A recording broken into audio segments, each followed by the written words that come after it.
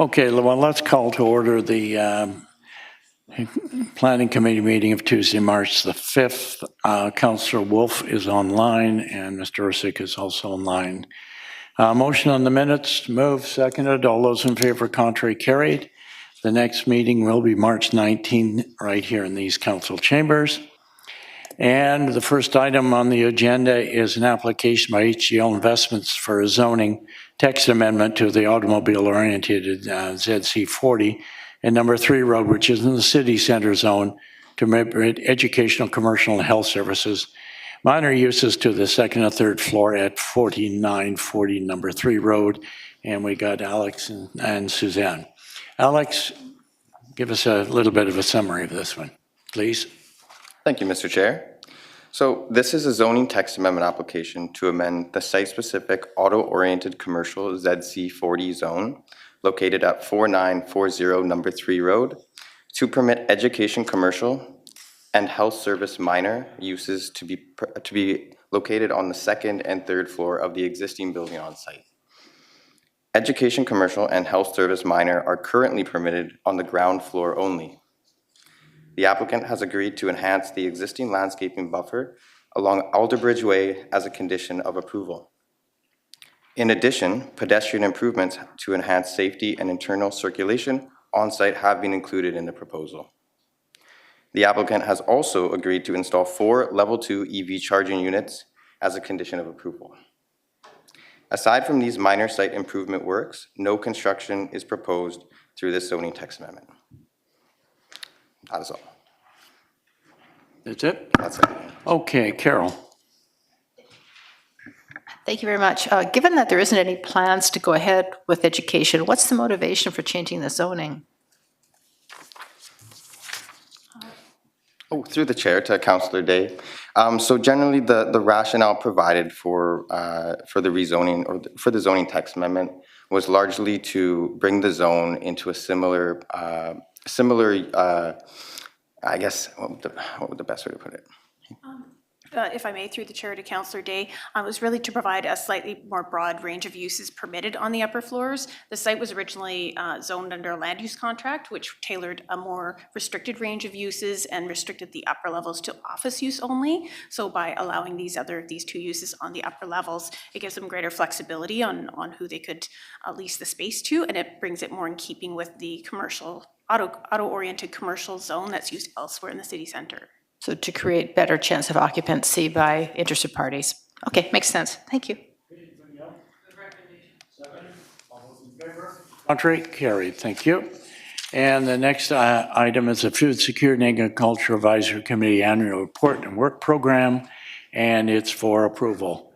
And John Hopkins is, oh, yeah, okay. Thank you, Mr. Chair. Nothing further to add. Happy to answer any questions. Anybody? I thought a very, very good report. Thank you very much for it on the food security and the opportunity. I guess the one thing I had, and I'm hoping, and I'm not sure how we can do it, on page 27, the 5th bullet down, we talk about exploring the opportunities to raise public awareness for local farming, farmers markets, etc. You know, we used to have the farm day over at the Garden City lands, and we got the farmers market down in Steveston, etc. There's one now in Hamilton. Well, I call it a farmers market. They have a Saturday, or did, in that, and I think it's very good. And you know, is there anything else that we can do to improve it, or are there any more inquiries of people wanting to do that kind of thing? And I think to buy local and support local is just is everything we should be promoting.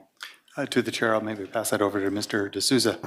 To the chair, the FSAC members have expressed similar sentiments of wanting to develop more of these activities. So we're in constant coordination with parks departments and other departments to see if there are further opportunities for farmers markets and other farm-related events. Great. Well, good stuff. Anybody else? Carol? Okay, sorry. Thank you. A lot of cities towns that you go to have got like an agricultural map, and it shows all of the cool places to buy everything from blueberries to chicken to whatever. Do we have anything like that? Through the chair to Councillor Day, yes, we do. It's called the Local Food Map, and it is updated on an annual basis by the city's Economic Development Department. Okay, could you send that to Counselor so we can pass it along? Thank you. Definitely. Carried. All right. And the next item is then the 2019-29 Cultural Harmony Plan and the 2022-23 update is to be received for information and also update key partners and members of parliament, members of legislative city, et cetera, on the city website. And we've got Peggy and you're on. Oh, nothing to add, Mr. Chair. Happy to answer any questions. Well, I thought, again, an extremely outstanding report. I'll start off with it. I can flag all kinds of things on it in terms of the beneficial, and I think we got to get this out as much as possible. I didn't put on page 34. I'm hoping that two things. We can make sure the group at the Highway to Heaven gets a copy of this, and also put it on the work plan, Dorothy, of the Intercultural Committee. I think somebody should make a presentation to them. I think it's extremely important that on it. I just had one question. It actually is a mechanical one. To be quite frank with you, I can go through the whole works, but I'm not going to. Do we have a list?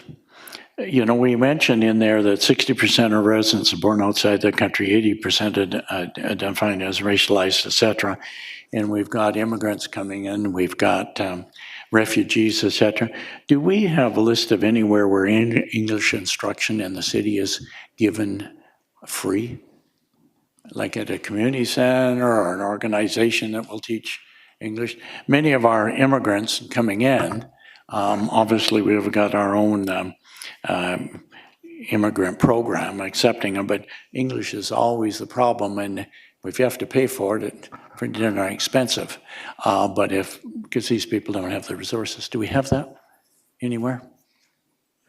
Yeah, to the chair, we do have this information available on the city's Newcomer's Guide to Richmond, which is available on the city's website. Okay, I think that's great. Okay, I'm going to go through the list. Carol? Thank you very much. Yeah, those are amazing numbers, 80% racialized, 60% born outside of Canada. It really, really shows how important it is to have communication between the city and the various groups. And given the drama that we've had to hear at City Hall the last couple of weeks, now there could not be more important time to do, I'm thinking workshops, to let people come in and ask questions of professionals and city staff and councillors. I know that's not really in the plan, doing workshops. Lots of community engagement with city-related information through the use of different communication methods, but have we thought about doing any sort of open houses or workshops or anything like that? Through the chair to Councillor Day, one of the actions in the Cultural Harmony Plan is to facilitate intercultural exchange and understanding between Richmond's diverse cultural communities. And one of the ways we do that is through intercultural celebration and events that bring diverse groups together. Another one is through community-based dialogues, but as well as, to your question, we do have the Newcomer bus tour, where we do present information on how newcomers can be engaged in civic engagement and processes. So that's one way where we can incorporate that into the program. Yeah, I think, I don't know, almost like a monthly open house, you know, where people can come in and just ask questions, because as we saw, there's a lot of miscommunication out there, and now is the time to absolutely step out in front of this and address it. And I get that really the purpose of the Cultural Harmony Plan is to have intercultural exchanges, but it sounds like while that is important, this may be even more important. So, yeah, thank you. Okay, Andy? Thanks, and through the chair, thank you for the report. Plenty of good information, very interesting. Just a comment and a quick question. I do like the emphasis on intercultural aspects and strategic directions. I think that's really good. Collaboration, communication, that type of thing. I did notice on figure 2 that when it's listing different backgrounds of people, a certain percentage, a significant percentage, chose Canadian And that's something I haven't taken note of. I might have noticed it before, but not really taken note of in different surveys from different levels of government or NGOs or whatever. And I think it's a great category to have, because I think that's what we're kind of aiming for in the long term, is for us to all be Canadians, no matter where our ancestors might have come from. So how long has that been around, or have I just missed it? Don't tell me 50 years, please. So how long has it been around, and when did we start using that as a category? Because people who choose that obviously could be from whatever background, and their origins could be anywhere around the world. So I think that's really good. How long have we been doing that? Through the chair to Councillor Hobbs, to staff knowledge, Canadian has been listed as an ethnic origin in the 2016 census. And so it may be worth noting that a person may report more than one ethnic or cultural origin in the census. That's good, and I'm glad you didn't say it was in 1976 or something, because then I wouldn't have been paying attention. Thanks. Okay, Alexa? Thank you, through the chair. Thank you for this. It came up a little bit earlier when they were talking about the agricultural stuff, and we had previously had the World Festival that was an opportunity to bring everybody together. We haven't had one for a while, and I think staff's looking at something else. I know Coquitlam has their Dumpling Festival, and people from all different backgrounds have sort of their version of what a dumpling is to them, and it's been very successful. So I'm wondering if, as part of this, is that where we sort of design and start thinking about a potential fun event to bring the community together through this cultural harmony piece? Through the chair to Councillor Liu, I'd like to defer that question to Marie Fenwick. Sorry to make it all complicated, but, you know. Fish and chips a million different ways, I don't know. Through the chair to Councillor Liu, yes, we are in the process right now of developing our 5-year event plan, and we've completed the first phase of stakeholder engagement, and so some ideas have come up through that. We are planning to have a few more conversations specifically around this idea of a multicultural festival or something to replace World Festival, and that will come back as part of the event plan. Okay, great, thanks. And if I can just suggest that we refer this report to the Council School Board Liaison Committee and send the original strategy with it as well, so that they can see where we were, where we are, and they can keep that in mind for what their plans are as well. Thanks. Okay. And any other publics that might need a good suggestion. Okay, thank you. Anybody else? Okay, it's on the floor. All those in favor? Contrary carried with thanks. Great job. Thank you very much. Okay, and the last item that we have on the agenda is the unadopted zoning and OCP amendments, as outlined by staff. The recommendation is that they be abandoned. Thank you, Mr. Chair. Nothing further to add. Happy to answer any questions. Okay, any comments from the committee? Moved? Seconded? All those in favor? Contrary carried. Thank you very much. Anything from managers? Nothing from managers? I got another 20 minutes, okay. We are adjourned. No. I'm trying.